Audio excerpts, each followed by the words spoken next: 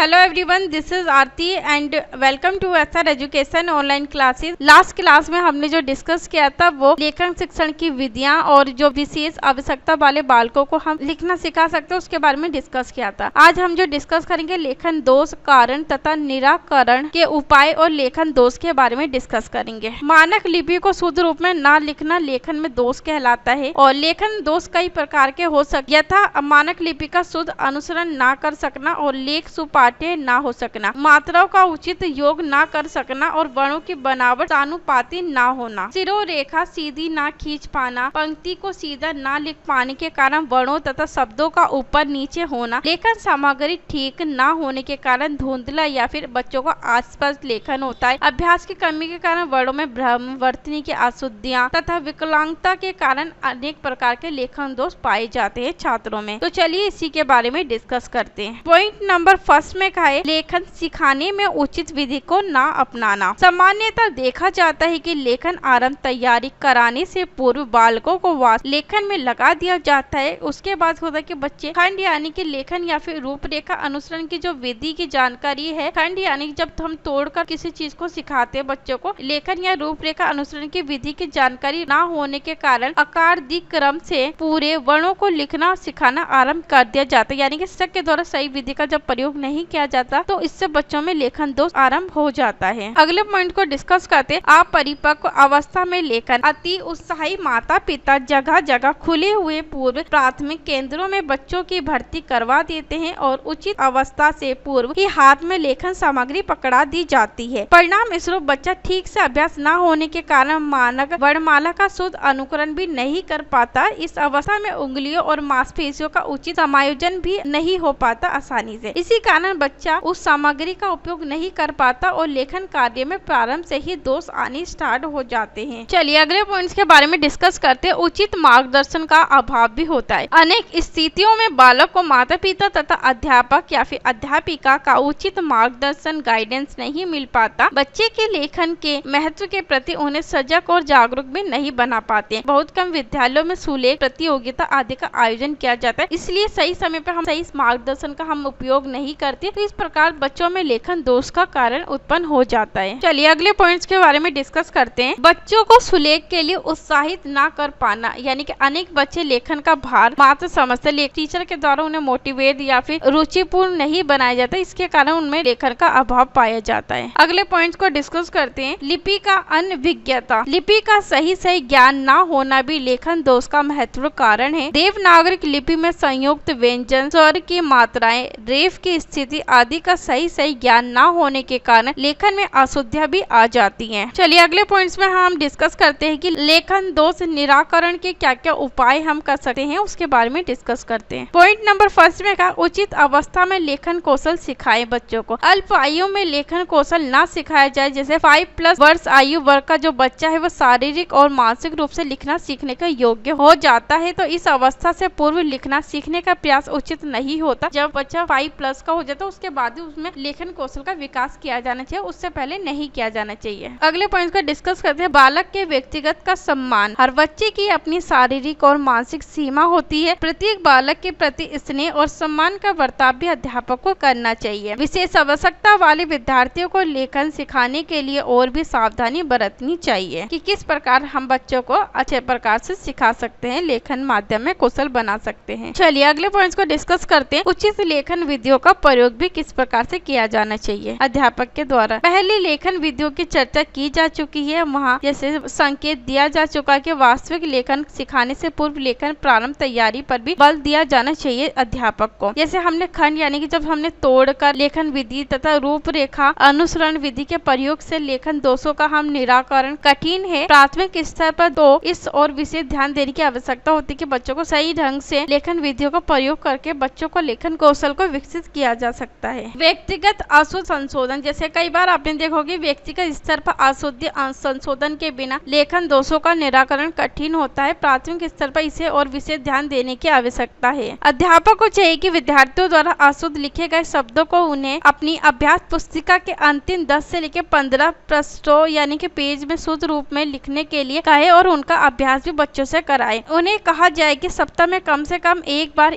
उन शब्दों पर निगाह अवश्य डालें ताकि वाली आवृत्ति से वे शब्द उनकी लिखित शब्दावली का सक्रिय भाग बन जाए। इस कार्य का समय समय पर श्रुतिलेख भी करवाए जाने चाहिए, जिससे कि लेखन दोष को कम किया जा सके। अगले पॉइंट्स को डिस्कस करते हैं। उच्चारण अभ्यास। विद्यार्थी जिन शब्दों को अशुद्ध लिखता है बहुत संभव है उसका कारण अशुद्ध उच्चारण होता है। जैसे यथा, जैसे स, शा और स, प और पर में अंतर नहीं कर पाते, छ और शा में अंतर नहीं कर पाते, त्रा और तर में अंतर नहीं कर पाते आदि का उच्चारण अशुद्ध होने से लेखन में भी दोष आ जाता है। अतः इन ध्वनियों से युक्त शब्दों के शुद्ध उच्चारण और लेखन का अभ्यास कराया जाना चाहिए। जितना ज्यादा बच्चे उच्चारण का अभ्यास करेंगे उनके लेखन कौशल में भी उतनी ही निपुणता आती रहेगी। चलिए अगले पॉइंट्स को डिस्कस करते हैं। श्रुतिलेख का अभ्यास करवाना। शुद्ध शब्दों के शुद्ध उच्चारण को सुनने, उचित गति से लिखने तथा अशुद्धियों की जांच के लिए श्रुतिलेख के लिए अवश्य निश्चित कर लिया जाना चाहिए और सप्ताह में 1 या फिर 2 दिन हम श्रुतिलेख के लिए अवश्य निश्चित कर लिया जाना चाहिए कि बच्चों को सप्ताह में 1 या फिर 2 दिन हमें बच्चों को श्रुतिलेख लिखने का अभ्यास करवाना है। चलिए अगले पॉइंट्स को डिस्कस करते हैं। शुद्धि कोश। यदि बहुलता से अशुद्ध लिखे जाने वाले शब्दों का आकारादि क्रम से कोश बना लिया जाए तो अच्छा रहेगा। हर कक्षा के स्तर के अनुसार ही बनाना उचित होगा। अतः कक्षा में ऐसे अशुद्ध शब्दों की सूची भी लटकाई जा सकती है, जिससे बच्चे बार बार जब शब्दों को देखेंगे तो बच्चे उस शब्दों में निपुण हो जाएंगे। बच्चों में लेखन से संबंधित जो भी दोष होगा समय रहते हुए उसे दूर भी किया जा सकता है। अध्यापक को इन सभी चीजों का अभ्यास भी करवाना बहुत जरूरी होता है ताकि बच्चों में समय रहते हुए लेखन संबंधी दोष को दूर किया जा सके। आज की क्लास को यही समाप्त करते हैं। अगली क्लास में कुछ अगले टॉपिक से रिलेटेड हम लोग डिस्कस करेंगे। अगर आपको किसी भी सब्जेक्ट से रिलेटेड कोई पीडीएफ चाहिए, पीडीएफ के लिए आपको टेलीग्राम चैनल पे ज्वाइन होना पड़ेगा, जहां आपको डेली बेसिस पर पीडीएफ प्रोवाइड की जाती है। तो थैंक यू सो मच हमसे जुड़ने के लिए, अपनी तैयारी को बेहतर तरीके से करने के लिए हमारे साथ जुड़कर।